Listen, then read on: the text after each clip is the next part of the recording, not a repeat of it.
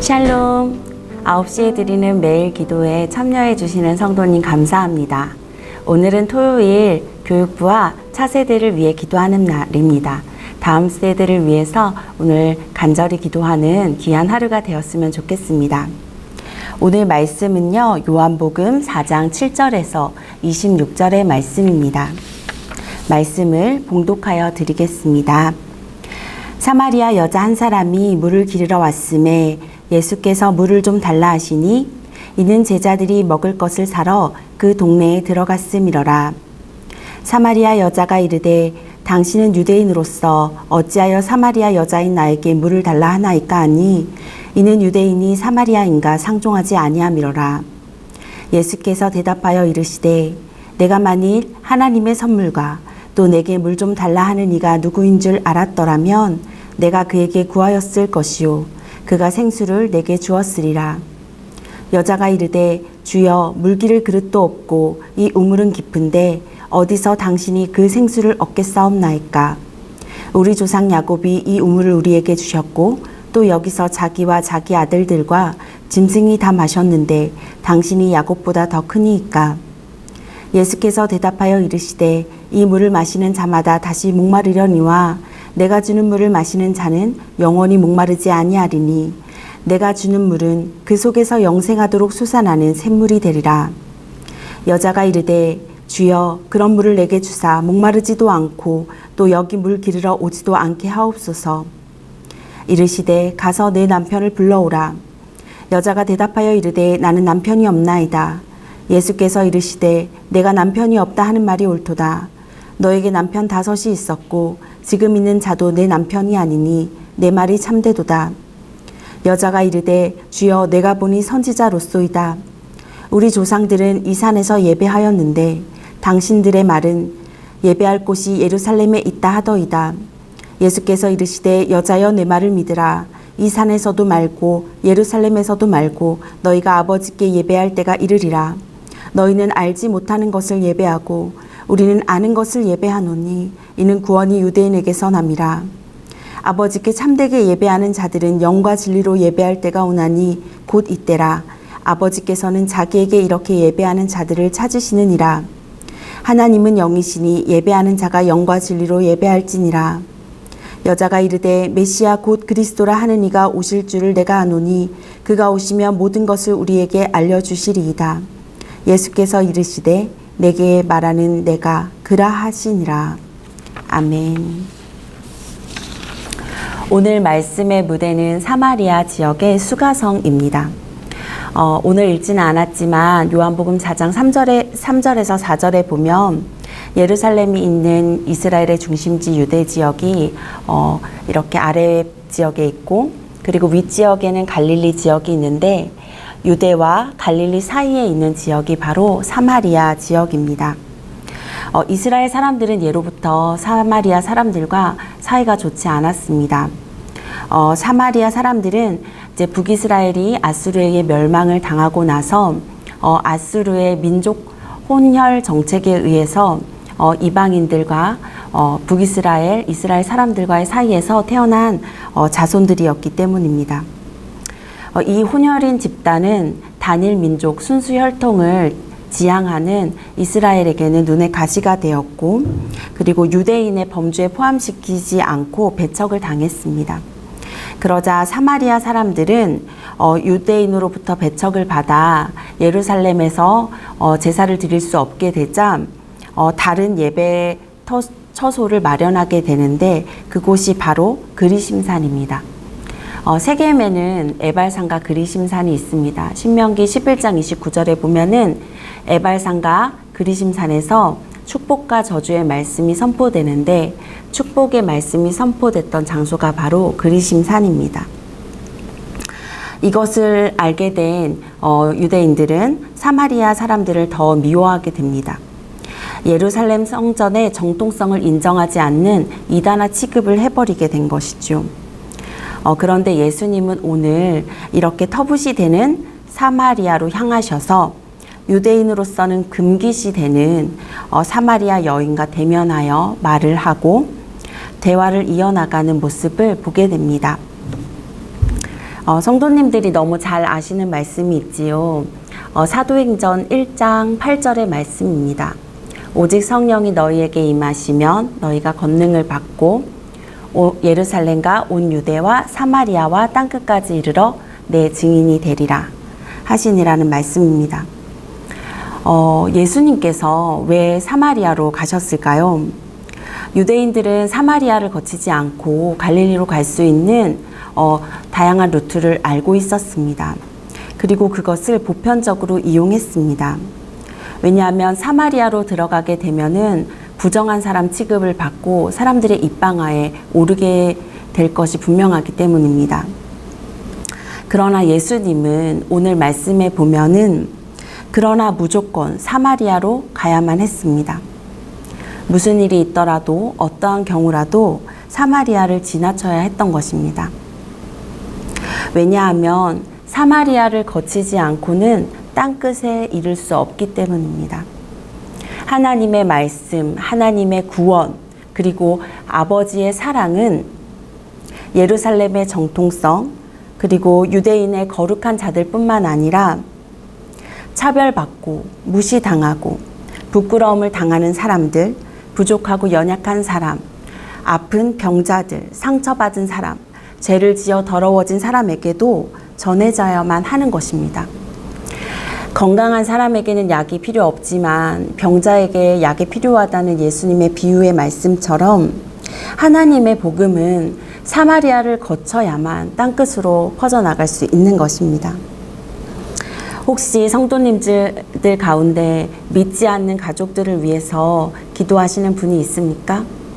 신앙이 자라지 않는 자녀를 위해 간구하시는 분이 있습니까? 오히려 기독교를 부정하고 미워하는 가족 때문에 마음의 짐을 안고 살아가시는 분이 있습니까? 정말 간절하게 기도해야 합니다. 그리고 그럼에도 복음을 전해야 합니다. 사마리아를 거치지 않고 땅끝으로 갈 수 있는 방법은 없기 때문입니다. 오늘 말씀을 통해서 예수님과 함께 우리 사마리아로 가보겠습니다. 오늘 말씀 바로 앞절에 보면요. 6절에 보면 6시쯤 예수님이 여인을 만난다고 되어 있습니다. 이스라엘 시간 6시는요. 정오 12시를 가리킵니다. 그러니까 사람이 서 있을 때 가장 정수리 맨 꼭대기에 해가 떠 있는 시간입니다. 가장 뜨거운 햇살을 내뿜는 시간입니다. 제가 인도네시아에서 1년간 거주를 한 적이 있었는데요. 인도네시아에서도 5일장, 7일장 같은 큰 장이 섭니다. 그런데 시장에 가려면 4시에 나가야 합니다. 왜냐하면 4시부터 시장이 열리거든요.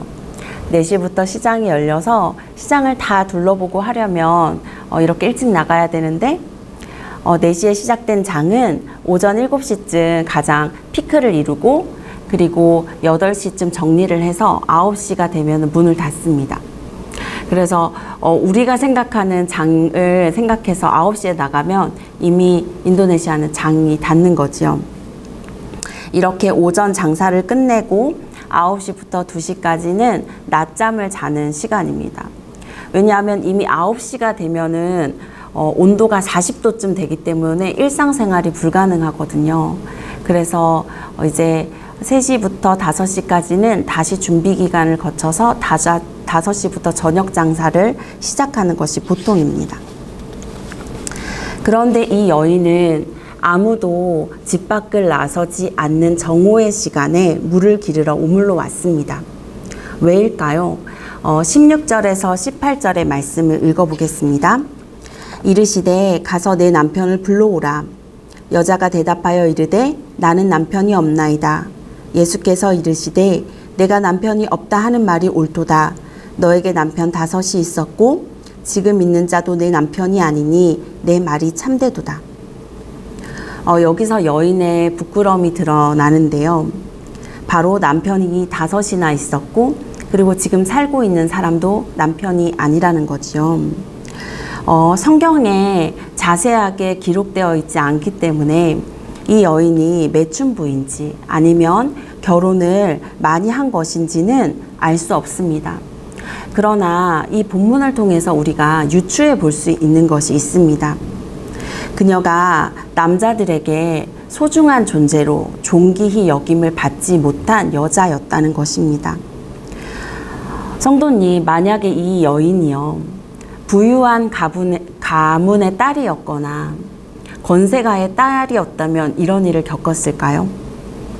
만약에 부모님의 절대적인 지지와 후원이 있고 그녀를 대신해서 권리를 주장해주고 그녀의 목소리를 내어주는 사람이 단 한 명이라도 있었다면 말입니다. 그녀의 편이 있었다면 그녀가 이렇게 남편들에게 이렇게 쉽게 버림을 받을 수 있었을까요? 그리고 이것이 계속 반복되지는 않았을 것입니다. 아마도 그녀는 부모님이 계시지 않는 고아이거나 홀로 세상을 살아내고 책임을 져야 하는 그런 사람이었을지 모릅니다. 힘겨운 홀로서기를 하면서 이 외롭고 애처로운 인생을 살아내야 하는 그런 여인이었을 것입니다. 돌아갈 곳이 있다면, 자기를 받아줄 사람이 있다면, 이렇게 반복되는 결혼을 하지도 않았을 텐데 그녀는 그럴 수 없었을 것입니다. 돌아갈 곳이 없었기 때문에, 받아줄 곳이 없었기 때문에 갑으로서는 혼자 살 방도가 없어서, 그래서 다시 결혼을 해서 자신을 온전히 아내로서 소중하게 대해주지 않는 남편이라고 해도 그와 살 수밖에 없는, 아니 아내로서가 아니라 그냥 동거녀로 그런 사회적 책임을 전혀 받지 못하는 여인의 모습으로 살아갈 수밖에 없다고 해도 그 누군가와 함께 지낼 수밖에 없는 삶을 선택해야 하는 기구한 인생이었을 것입니다. 그런데 그런 그녀에게 예수님이 먼저 찾아오십니다. 유대인들이 절대 상종도 하지 않는 사마리아인, 그리고 그 사마리아인들 중에서도 사람들의 비난과 괄시 속에서 스스로 비하하며 마음에 깊은 상처를 가지고 있는 그 여인에게 예수님이 찾아오십니다. 그리고 그녀에게 먼저 말을 걸어주시며 그녀의 이야기를 들어주십니다. 제가 예전에 의왕에 있는 분류심사원에 예배를 인도하러 다닌 적이 있었습니다. 분류심사원을 아시는 분들도 계실 테지만 범죄를 지은 청소년들이 이제 판사님의 판결이 나올 때까지 기다리면서 거주하는 곳입니다. 짧으면 일주일, 길면 한 달 조금 넘게 지내는 곳인데요. 언제인지 기억은 안 나는데 제가 오늘 말씀의 본문으로 설교를 한 적이 한 번 있었습니다. 그리고 이제 아이들에게 마지막에 이제 주보 같은 곳에다가 기도 제목을 적어주면 기도를 하겠다고 하고 기도 제목을 받거든요. 그리고 그 기도 제목을 저희 공동체를 섬기는 그 많은 성도님들과 함께 그 기도 제목을 나눕니다. 그런데 한 친구가 이렇게 기록을 했어요. 나도 사랑받는 예수님의 딸이 되고 싶어요. 그 기도 제목을 붙들고 제가 한참을 울었던 기억이 나는데요. 아직도 이제 또렷이 기억나는 부분이 있어요. 170이 넘는 큰 키에 뽀얀 피부를 가졌고 얼굴이 아주 예뻤습니다. 예배를 마치고 그 친구가 저에게 이런 질문을 했어요. 잠깐 제 이야기 좀 들어줄 수 있어요? 그래서 그 이야기를 들었는데 마음이 너무 먹먹해졌어요. 그 친구는 태어나서 처음 자기가 기억하는 경험이 어머니의 학대였어요. 그냥 제가 듣기로는 어머니가 정신적인 어떤 이제 문제가 있는 것처럼 들렸는데 어머니가 아무 이유 없이 이 아이를 저주하고 미워하고 싫어하고 학대했다고 했습니다. 이 학대하는 어머니에게 사랑을 받고 싶어하는 갈망하는 이 어린 소녀의 모습이 아직도 이 아이의 마음 안에 있더라고요. 그런데 이러한 학대가 계속되는데 아직 이 아이는 청소년이라서 부모님과 함께 살 수밖에 없었습니다. 근데 이 친구가 저에게 했던 말이 있어요. 저는 엄마한테 사랑을 못 받아서 그런지 제 자신을 한 번도 사랑해 본 적이 없어요. 제가 그 친구에게 그랬거든요. 너 정말 예쁘다. 연예인처럼 예쁘다. 이렇게 얘기를 했어요. 정말 눈도 반짝반짝거리고 너무 예뻤거든요. 그런데 자기는 자기 자신이 한 번도 예쁘다는 생각을 해본 적이 없다고 하더라고요. 근데 이제 소녀원에서 그 친구들에게 하면 안 되는 질문이 있어요. 뭐냐면 어떤 범죄로 들어왔는지 물어보면 안 돼요. 근데 여자아이들의 경우는 한 80~90%가 물건을 훔치는 그런 절도죄로 들어오는 경우가 많습니다. 그 아이도 3번째 여기 들어왔는데 다 절도죄로 들어왔다고 하더라고요. 그리고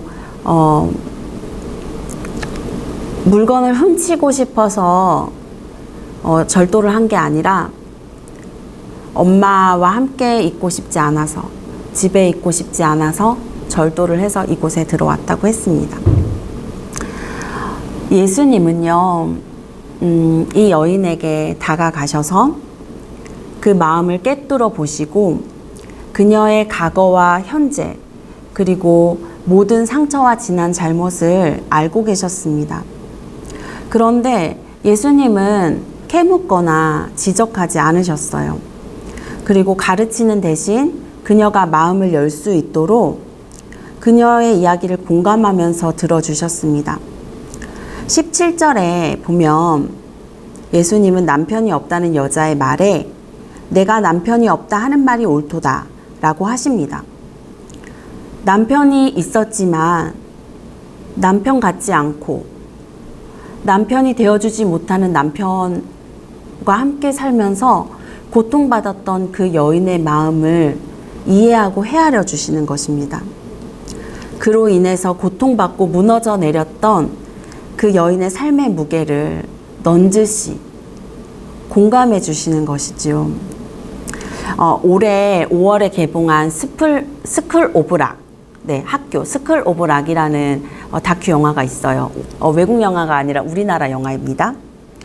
이 영화는 서울 아연 산업정보학교 교장으로 재직 중이신 방승호 연구관이 재직하고 있는 학교에서 아이들과의 일상을 담은 이야기예요. 그런데 거기에 나오는 사연 하나를 제가 소개하려고 합니다. 어느 날 교장 선생님이 등교를 하고 이제 아이들을 맡고 있었는데 그 복도에서 술에 취해서 비틀거리는 한 학생을 발견을 하게 돼요. 그래서 그 학생을 교장실로 데리고 와서 물 한 잔을 줍니다. 그리고 왜 술에 취해서 이렇게 비틀거리게 되었는지 물어보았어요. 이 아이는 가정 형편이 좋지 못해서 새벽에 그 고기를 잘라주고 구워주는 고깃집에서 알바를 하는 아이였습니다. 그런데 손님들이 이제 고기도 먹고 술도 먹으면서 취하셔가지고 이 아이에게 자꾸 술을 권하신 거예요. 근데 이제 이 아이가 술을 권하는 손님에게 거부를 하기란 참 쉽지 않잖아요. 그러니까 이 아이가 못하는 술을 마시고 술이 취하게 된 거예요. 그런데 이 아이가 한참을 고민을 했어요. 학교에 가야 되나 아니면 집에 가서 잘까? 누구라도 집에 가서 너무나도 자고 싶을 텐데 이 아이가 그래도 학교에 나온 거예요. 근데 술에 취해 있으니까 비틀거리는 모습을 보이게 된 거죠. 이 교장 선생님이 처음에 이 아이를 봤을 때는 술에 취한 아이, 술에 취해서 학교에 오는 아이, 얼마나 문제아처럼 보였을까요? 그런데 이 아이의 이야기를 듣고 나니까 이 아이가 가정을 사랑하고 가정을 위해서 이렇게 열심히 일하는 아이, 그리고 힘든데도 학교에 나오는 아이, 이렇게 된 거죠. 갑자기 그 이야기가 다시 또 생각이 나서 울컥하는데 그 교장 선생님이 이렇게 얘기하시면서 눈물을 훔치시더라고요. 아이의 행동만 보고 내면을 보지 않으니까 라고 고백하셨습니다. 이 이야기를 들으면서 제가 만났던 그 분류심사원에 있는 아이들이 참 많이 떠올랐어요. 근데 우리나라에, 그리고 이 세상에, 그리고 교회에,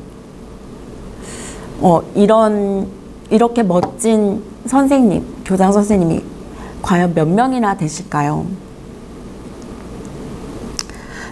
오늘 우리는요, 이 말씀을 통해서 몇 가지 교훈을 얻게 됩니다.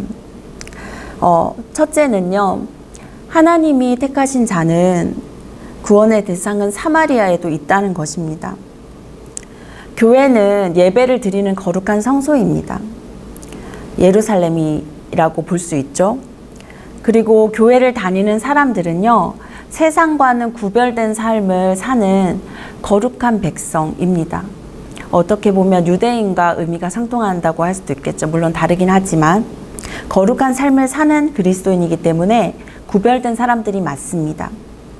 그럼에도 우리는요, 사마리아를 향해 나아가야 합니다.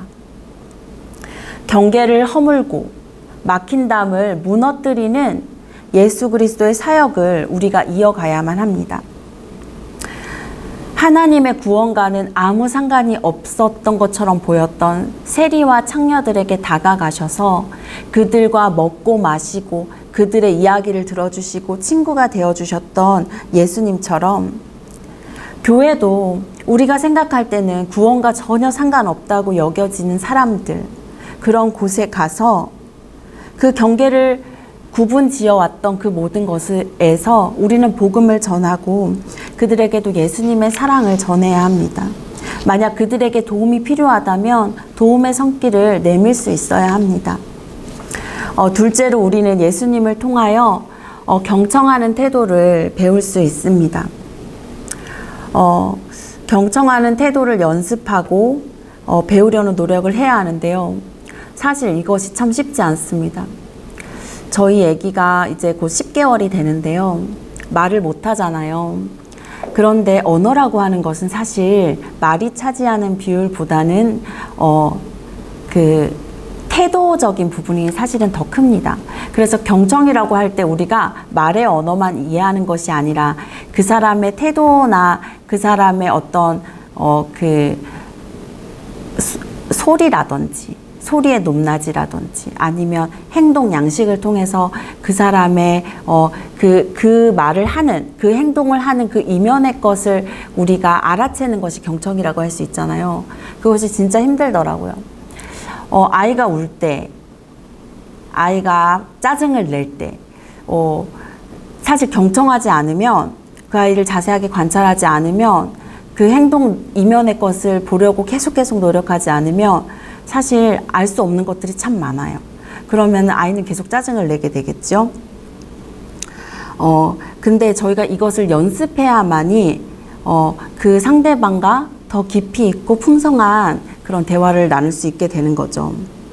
이제 자녀들과 엄마 아빠나 선생님이 이제 아이들과 얘기를 나누려고 할 때요.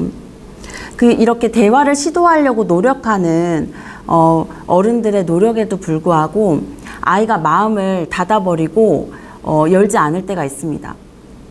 우리가 아이들과 대화할 때요. 우리가 1을 주었다고 그 아이가 1을 저희가 그 아이에게 한 걸음을 떼었다고 그 아이도 나에게 한 걸음을 다가와야 된다고 생각하면 대화는 사실 되지 않죠. 왜냐하면 우리가 어른이기 때문이기도 하죠.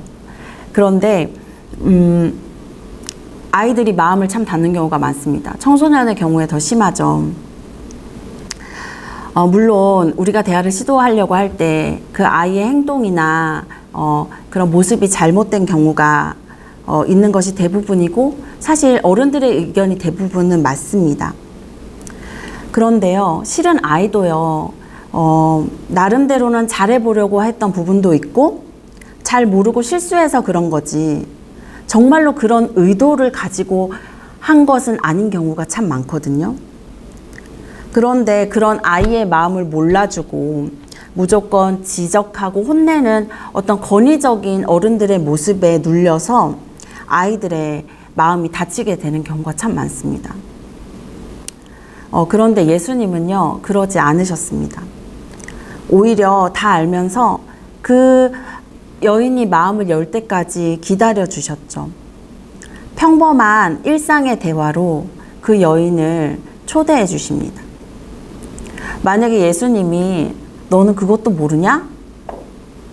너 왜 그랬어? 라고 했으면, 이런 꼰대 같은 얘기를 했으면 여인과 예수님의 대화는 없었을 것이에요. 그런데 예수님의 이렇게 진솔하고 열린 태도에 마음을 열고 질문도 하고 이야기를 하면서 이 여인의 마음이 열리게 되는 거죠. 아마도 이 여인은요, 누군가와 이렇게 깊이 있는 대화를 나눈 것이 너무너무나도 오랜만이었을 수 있습니다. 그래서 그녀가 술술술 이야기도 하고 하고 싶은 질문도 하면서 이야기는 깊이 있는 대화가 되는 것이죠.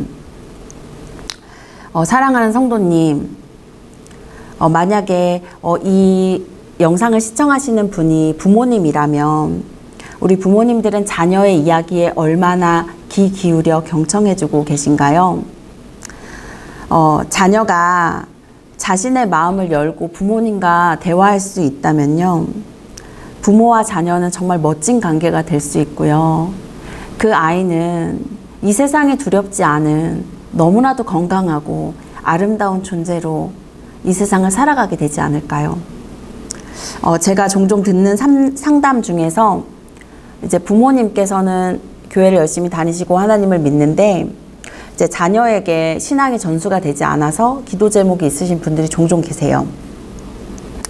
근데요, 50년 예수님 믿은 사람하고요, 10년 남짓 예수님을 믿은 사람하고는요, 사실 같을 수가 없습니다. 산전수전 다 겪어본 어른하고 사회초년생하고 어떻게 같을 수 있겠어요? 우리가 신앙을 전수할 때요, 이 신앙의 전수는요, 지식의 차원이 아닙니다. 옳고 그름의 문제, 가치 판단, 율법 이런 게 아니에요. 물론 교육이라는 차원에서 다루어져야 하는 것은 맞는데요, 지식의 차원에서만 다루는 것은 아니에요. 사실 신앙의 전수는요, 관계이고요, 그리고 부모님의 결단, 모범이고요, 기도입니다. 우리가 부모님이 자녀를 인정해주고 존중하고 그에 걸맞는 언행과 행동으로 격려하고 돕고 축복하면요, 그 아이는 자연스럽게 내가 하나님의 자녀로서 얼마나 존귀하고 소중한 자녀인지를 인식하고요, 그리고 그것을 깨달아가면서 신앙이 자연스럽게 성장을 합니다. 그런데 이 안 되는 것을요, 억지로 하게 되면은 마음에 생채기가 남고요, 죄의식이 남을 수 있어요. 그래서 아이가 신앙에 대해서 조금 좋지 못한 태도를 보인다면 오히려 더 그 아이에게 경청해주고 아이의 눈을 바라보고 그 아이의 그 마음을 그대로 인정해주고 존중하면서 부모님이 먼저 신앙의 모범을 보이면 이 아이들이 부모님의 모습을 통해서 자녀들은 하나님의 사랑과 또 은혜를 경험할 수 있게 되는 것입니다. 말씀을 맺겠습니다. 오늘 말씀을 통해 보여주신 예수님처럼 교회가 좀 문턱이 없었으면 좋겠습니다.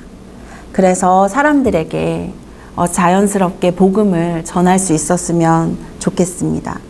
또한 자녀와 가정을 살리는 경청의 태도로 살아가는 가운데 날마다 하나님의 나라를 이루고 신앙이 자라가는 것을, 나와 자녀의 신앙이 자라가는 것을 경험하는 우리 모든 안양제일교회 성도님들의 가정이 되셨으면 좋겠습니다.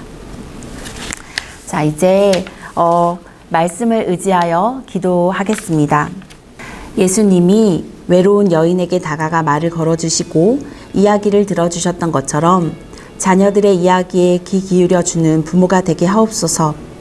자녀와 이야기할 때 아이가 마음을 열고 대화할 수 있도록 가르치고 지적하기보다 아이의 말을 끝까지 경청하고 마음을 헤아리면서 공감하며 듣게 하옵소서. 집안일을 하거나 미처 마치지 못한 일거리를 하는 중에 자녀가 말을 걸어오더라도 모든 일을 멈추고 자녀의 눈을 바라보며 자녀의 말을 진심으로 듣고 있음을 표현하는 부모가 되게 하옵소서. 자녀가 부모인 나를 통해 얼마나 사랑받고 있으며 존귀한 존재인지를 경험할 수 있도록 사랑으로 자녀를 양육하는 부모가 되게 하옵소서. 남편은 아내에게, 아내는 남편에게, 부모는 자녀에게, 자녀는 부모에게 사랑의 말을 하며 축복의 언어를 사용하여 하나님 주신 가정을 건강하고 견고하게 세울 수 있도록 인도하여 주옵소서. 기도하겠습니다.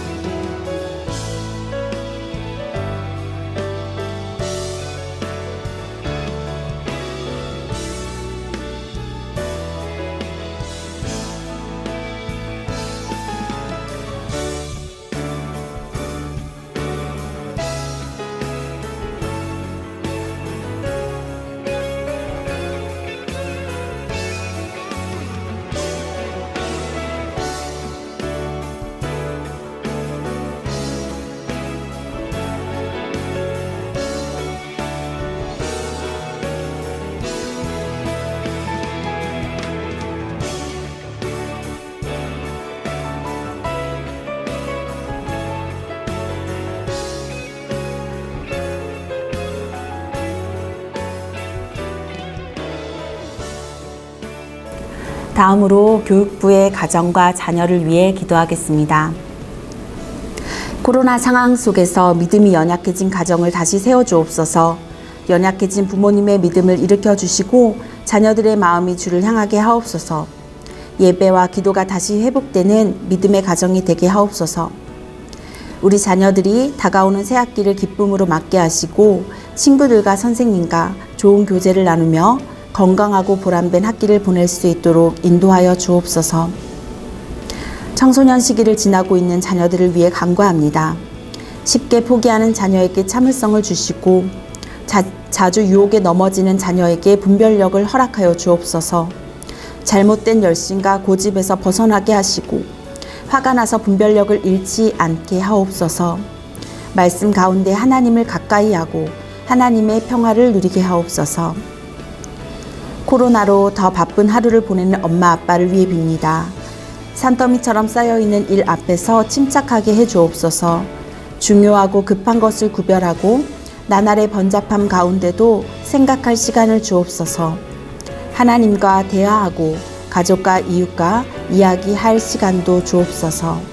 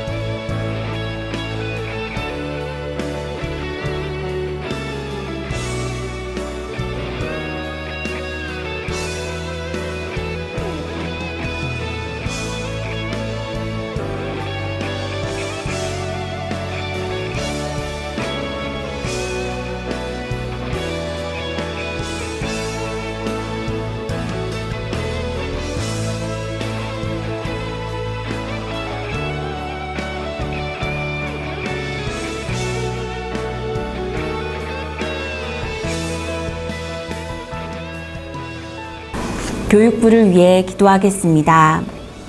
교육부에서 가정의 신앙 교육을 위해 제공하는 토마토 가정 예배와 청신호, 베드타임을 통하여 코로나 기간에도 가정에서 예배하고 하나님께 감사하며 자녀를 축복하는 믿음의 가정이 되게 하옵소서. 2학기에 진행될 교육부 양육 프로그램 센싱 어하나와 교사교육 배울래요 섬길래요가 성령님의 인도하신 가운데 잘 준비되어 믿음의 길을 걷는 교육부의 자녀들과 선생님들을 훈련하는 선한 도구로 사용되게 하옵소서. 교육부를 섬기는 모든 청지기들이 말씀으로 스스로를 새롭게 하며 삶으로 하나님을 증언하고 교회를 위해 기꺼이 섬기는 믿음의 일꾼이 되게 하옵소서.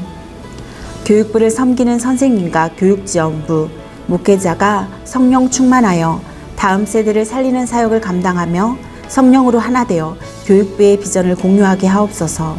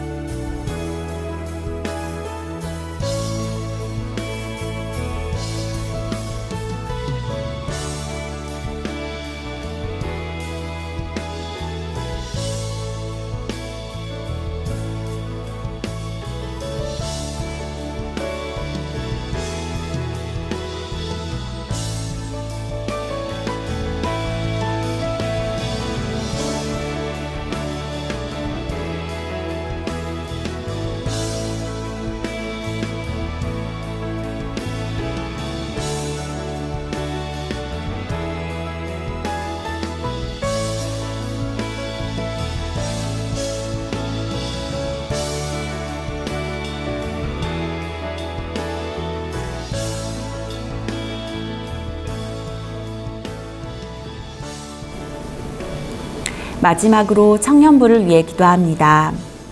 청년부 예배 가운데 성령의 기름을 부으사 은혜와 기쁨이 넘치는 예배가 되게 하시고 습관을 따라 예배하는 것이 아니라 모든 청년들이 믿음을 새롭게 하고 하나님의 형상을 회복하게 되는 귀한 시간이 되게 하옵소서. 코로나 상황으로 연기된 청년부의 태백삼척 학예성교가 어려운 상황에서도 하나님의 인도하심을 따라 잘 준비되게 하시고 참여하는 청년들에게 동역의 기쁨, 순종과 기도 응답의 인도하심을 맛보는 성교의 시간이 되게 하옵소서. 청년들이 소그룹과 양육을 통해 어두운 세상에서도 하나님의 말씀과 기도로 훈련되게 하시고 사람을 살리는 교회의 본질이 실현되는 청년부가 되어 청년부를 통하여 예수님의 사랑이 풍성하게 드러나도록 하옵소서. 어려운 삶에 낙심되는 청년들에게 주님이 이끄시는 은혜를 허락하여 주시고 겨울 끝에 새순이 돋아나듯이 고난 끝에 새로운 비전이 자랄 것을 바라보게 하옵소서. 학업, 진로, 취업, 결혼 등의 문제로 간구하는 청년들의 모든 일의 주권자 되신 하나님을 잠잠히 뒤따르는 참 지혜를 주옵소서. 기도하겠습니다.